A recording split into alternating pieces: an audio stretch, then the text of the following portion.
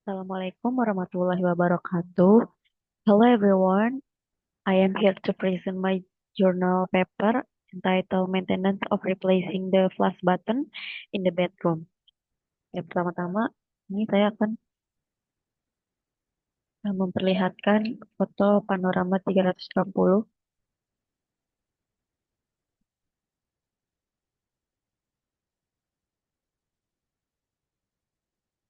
Nah, di sini tuh ruangan dari adalah foto panorama 360 dari kamar mandi. Ya, di sini dengan panjang kamar mandinya itu 2,4 meter dan lebar kamar mandinya itu 1,55 meter.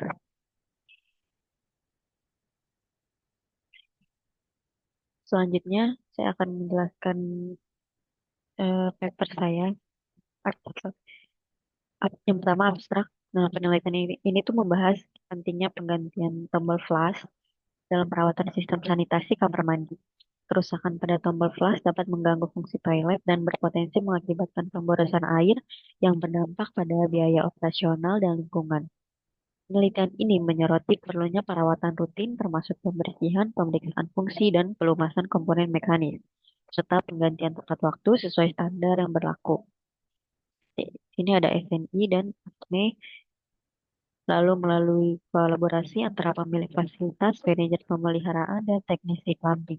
Efektivitas dan efisiensi perawatan dapat ditingkatkan. Selain itu, penerapan prinsip kesehatan keselamatan kerja atau ketiga sangat penting untuk mencegah risiko kecelakaan. Dengan langkah-langkah perawatan yang tepat, kinerja sistem sanitasi dapat terjaga, mendukung kenyamanan pengguna, dan berkontribusi pada pelestarian lingkungan.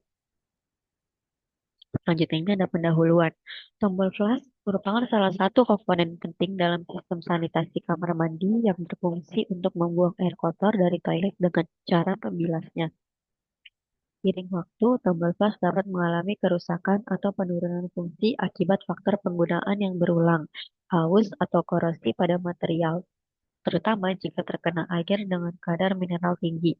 Penggantian tombol flush yang rusak adalah salah satu bentuk perawatan preventif yang penting untuk memastikan toilet dapat berfungsi secara optimal dan efisien. Perawatan penggantian tombol flush tidak hanya berdampak pada kinerja sistem toilet, tetapi juga berkaitan dengan efisiensi penggunaan air serta kenyamanan pengguna. Proses perawatan ini juga dapat mencegah kebocoran air dan dapat meningkatkan konsumsi air yang pada akhirnya berdampak pada biaya operasional dan kelestarian lingkungan. Selanjutnya akan dijelaskan pentingnya melakukan perawatan dan penggantian tombol flush secara tepat waktu serta langkah-langkah yang harus diperhatikan untuk menjaga performa toilet dan sistem sanitasi dalam kondisi yang baik. Yang kedua ini ada metode penelitian.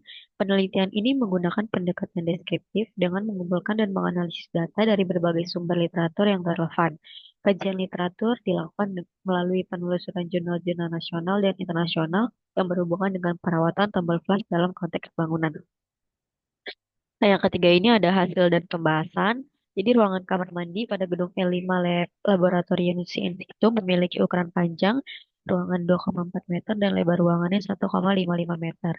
Nah, komponen bangunan yang perlu dilakukan perawatan penggantian adalah pada tombol flush karena tombol flush itu ketika dipencet itu tidak berfungsi, maka harus menyiram airnya itu dengan manual. Nah, yang pertama ini ada gambar satu panjang ruangannya, lalu yang kedua ini ada lebar ruangannya. Selanjutnya, identifikasi kerusakan tombol flush pada kamar mandi harus dilakukan sesuai dengan standar. Di sini itu ada standar identifikasi kerusakan tombol flush berdasarkan SNI 037065 tahun 2005. Di sini ada kerusakan fisik pada tombol tidak berfungsi atau patah. Itu tombol flush seringkali aus atau mengalami kerusakan fisik akibat penggunaan terus-menerus, terutama pada bagian mekanisme plastik atau logam. Jika tombol tidak dapat ditekan atau patah, maka perlu segera diganti. Menekankan pentingnya. Jadi itu SNI dari 03 ini itu menekankan pentingnya keandalan komponen sanitasi termasuk tombol flush agar tahan terhadap kerusakan fisik. Nah, yang kedua ini ada kekakuan atau kekurangan respon tombol sulit ditekan. Jadi jika tombol flush itu menjadi keras atau sulit ditekan, mungkin ada penyumbatan pada bagian internal mekanisme flush atau karat pada bagian logam. Hal ini tuh bisa terjadi karena akumulasi mineral atau komponen internal yang aus. Nah, menurut standar SN itu menyebutkan bahwa tombol flash itu harus mudah dioperasikan dengan tekanan yang minimal agar ramah bagi semua pengguna, termasuk anak-anak dan lansia. Selanjutnya ada identifikasi kerusakan tombol flash berdasarkan ASME A112.19.2 tahun 2018. Di sini tuh tombol flash tidak mengalirkan air. Jika tombol flash tidak dapat mengalirkan air meskipun ditekan, ini mengindikasikan adanya kerusakan pada bagian mekanisme pembuangan air atau sambungan ke katup pengisi air atau fill valve atau katup pelepas air yaitu flash valve. Nah, menurut standar ASME ini menyatakan bahwa mekanisme flash itu harus bekerja dengan benar dan mengeluarkan volume air yang memadai saat tombol ditekan. Yang kedua ada flash tidak mengeluarkan air yang cukup. Ini jadi menurut standar ASME itu menetapkan bahwa toilet itu harus dapat menghasilkan volume air yang cukup setiap kali flash diaktifkan. Biasanya 6 liter per flash untuk efisiensi air. Nah, selanjutnya itu kebocoran di sekitar mekanisme flash. Nah, menurut ASME itu sistem plumbing harus bebas dari kebocoran dalam segala kondisi operasional untuk memastikan kinerja yang efisien. Nah, di sini tuh ada gambar dari tombol flash yang rusaknya ya. Di sini ada tombolnya. Kurang lebih tombolnya itu berukuran sekitar 5 sentian. Nah, di sini ada metode perawatan tombol flashnya. Yang pertama itu ada pembersihan rutin menggunakan kain lembut, air hangat, dan sabun ringan. Di sini langkahnya itu bersihkan tombol flashnya secara rutin. Lalu tujuannya itu untuk mencegah penumpukan debu, kotoran, atau sisa air. Jadi ada pemeriksaan fungsi, frekuensinya sebulan sekali. Tujuannya itu untuk memastikan mekanisme kerja tombol tetap lancar dan responsif. Yang ketiga ada pelumasan komponen mekanis. Di sini alatnya itu pelumas silikon. Nah, untuk tombol flash yang memiliki mekanisme internal beri sedikit pelumas. Tujuannya itu untuk mengurangi gesekan antar komponen sehingga memperpanjang umur tombol flash. Selanjutnya pemeriksaan kerusakan fisik itu frekuensinya setiap 3 sampai 6 bulan. Lalu tujuannya tuh untuk mengidentifikasi kerusakan dini untuk mencegah kegagalan total fungsi tombol. Lalu yang kelima, ada perbaikan segera pada kebocoran. Ini tujuannya untuk mencegah pemborosan air dan kerusakan lebih lanjut pada sistem toilet. Selanjutnya, sini yang keenam atau F, penggantian tombol atau mekanisme. Ini frekuensinya itu sesuai kebutuhan, biasanya 5 sampai 10 tahun, tergantung kualitas dan pemakaian. Tujuannya itu memastikan performa tombol flash tetap optimal dan mencegah kerusakan yang lebih parah di masa depan. Nah, ini ada tips tambahan itu, hindari menekan tombol flash dengan keras, karena tekanan berlebihan dapat mempercepat keausan komponen. Pastikan area sekitar tombol itu tetap kering untuk mencegah korosi. Selanjutnya ada alokasi waktu perawatan.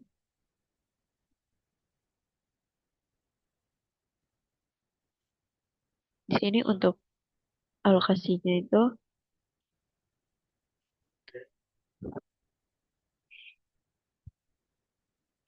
biasanya itu tergantung pada beberapa faktor, jadi termasuk frekuensi penggunaan, lingkungan operasional, dan jenis tombol flash. Nah, di sini itu ada pemeriksaan rutinnya itu tiap 1 sampai 2 minggu, inspeksi fungsionalnya itu dilakukan 3 sampai 6 bulan, pelumasan mekanismenya 6 bulan, penggantian suku cadangnya 1 sampai 2 tahun. Lalu ada biaya perawatannya.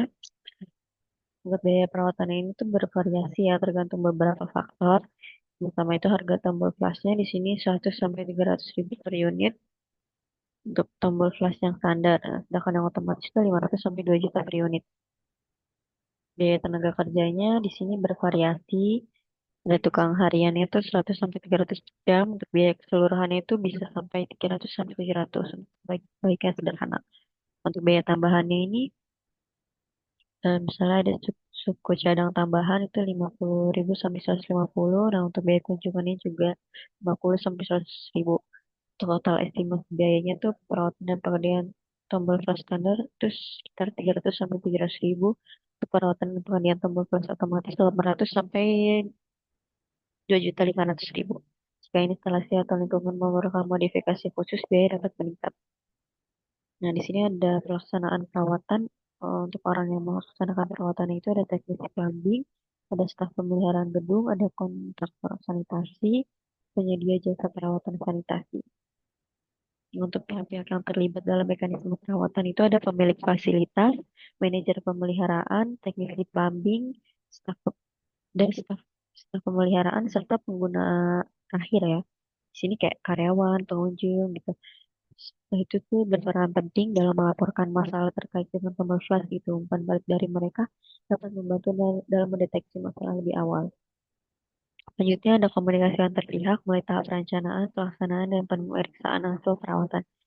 Di sini tuh tahap perencanaan itu pihak yang terlibat itu pemilik fasilitas, manajer, staf pemeliharaan, teknisi kami, dan juga kontraktor. Proses komunikasinya tuh rapat koordinasi, lalu menyusun rencana kerja, lalu koordinasi dengan kontraktor. Nah, itu juga ada dokumentasinya. Kayak dibagikan kepada semua pihak agar memastikan semua orang memiliki informasi yang sama. Nah, untuk tahap pelaksana itu pihak yang terlibat, staf pemelihara, teknisi plumbing, kontraktor, manajer pemeliharaan. Untuk proses komunikasinya itu briefing sebelum pelaksanaan, lalu pelaksanaan pekerjaan, lalu laporan progres. Nah, dokumentasinya juga perlu dikarenakan karena sebagai bukti ya, untuk masalah yang dihadapi dan langkah-langkah perbaikan yang diambil. Selanjutnya ada tahap pemeriksaan hasil perawatan. Pada pihak yang terlibat itu manajer pemeliharaan, staf pemeliharaan, teknisi plumbing, juga pemilik fasilitas. Nah, proses komunikasinya itu inspeksi dan uji coba, lalu rapat evaluasi, lalu umpan balik dari pengguna. Selanjutnya juga didokumentasikan sebagai referensi untuk perawatan di masa depan. Nah, selanjutnya ini ada K3 mulai dari tahap perencanaan, pelaksanaan, dan pemeriksaan hasil perawatan. Di sini ada tahap perencanaan K3-nya itu identifikasi risiko, namanya dianalisis dulu potensi risiko dengan penggantian tombol flash seperti kebocoran air, paparan bahan kimia dari pembersih atau cedera fisik akibat peralatan. Selanjutnya penilaian lingkungan kerja itu memastikan area kerja aman dengan mempertimbangkan risiko seperti permukaan licin atau kabel listrik yang terpapar. Untuk rencana K3-nya itu penyusunan prosedur, lalu pelatihan, lalu juga dokumentasi itu pentingnya.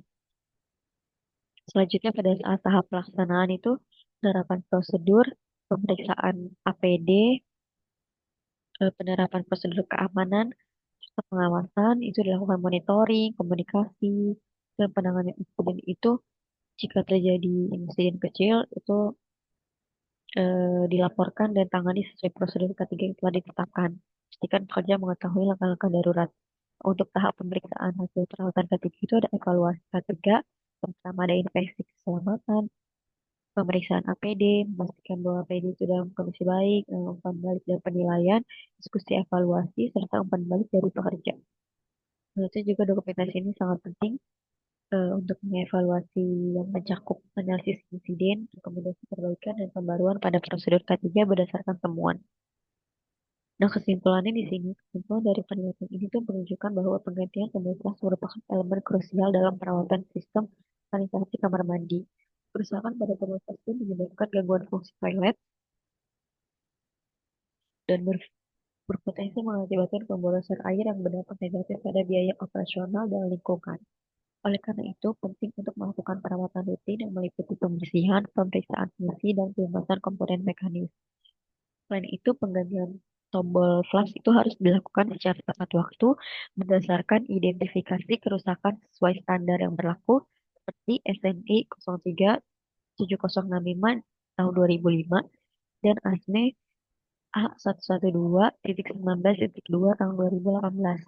Proses perawatan melibatkan berbagai pihak termasuk pemilik fasilitas, manajer pemeliharaan, dan teknisi plumbing yang harus berkoordinasi dengan baik untuk memastikan efektivitas dan efisiensi perawatan. Penerapan prinsip kesehatan dan keselamatan kerja atau K3 dalam setiap tahap proses juga sangat penting untuk mencegah risiko kecelakaan dan memastikan keselamatan semua pekerja. Dengan langkah-langkah perawatan yang tepat, performa sistem sanitasi dapat terjaga, mendukung kenyamanan pengguna, dan berkontribusi pada pelestarian lingkungan. Nah, selanjutnya ini ada daftar pustaka dari eh, artikel jurnal yang saya buat. Mungkin itu saja Ini akan saya sampaikan. Kurang lebihnya mohon maaf. Wassalamualaikum warahmatullahi wabarakatuh.